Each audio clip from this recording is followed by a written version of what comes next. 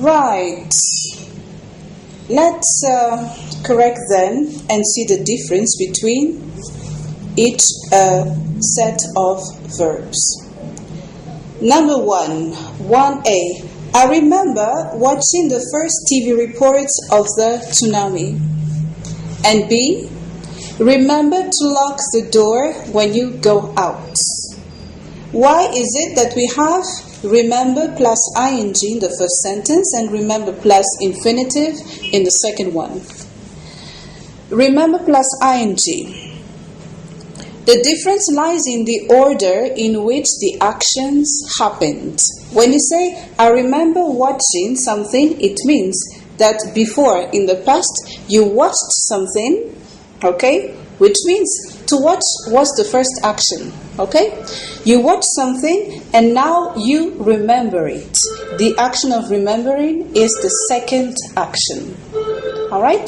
You did something in the past, you watched something in the past, and now in the present time, you remember it. And the second one is the opposite, meaning remember is the first action. When you say remember to lock the door, you must remember the action first before you can do it, and the action of locking is the second action. Okay? Now, set of sentences number 2. 2A. I'll never forget meeting Brad Pitt when I went to Hollywood. And B. I won't forget to switch off the lights when I go. It is exactly the same as with the verb to remember. I'll never forget meeting Brad Pitt means I met Brad Pitt in the past and now in the present time, but also in the future, I will never forget the action. So the action of meeting is the first action, and the action of never forgetting is the second action.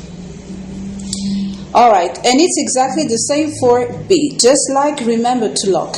I won't forget to switch off the lights, meaning not to forget is the first action. You must remember to do it first before you can do the action in question.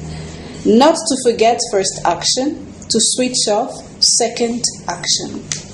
Okay? Number 3A. I stopped driving after 3 hours at the wheel. And B. I stopped to have a break for a few minutes. What's the difference between stop driving and stop to have? When you say I stopped driving, you stopped the action of driving. You stopped something and full stop. The second one, I stopped to have a break for a few minutes, meaning you stopped one action to start another action. I stopped, maybe I was working, I got tired, and I decided to stop it in order to have a break.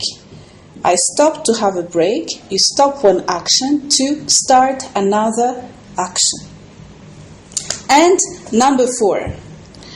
4A. I tried sending her flowers, but it had no effect, and I tried to persuade her to listen to me, but she wouldn't. I tried sending her flowers. Why is it that we have an ing?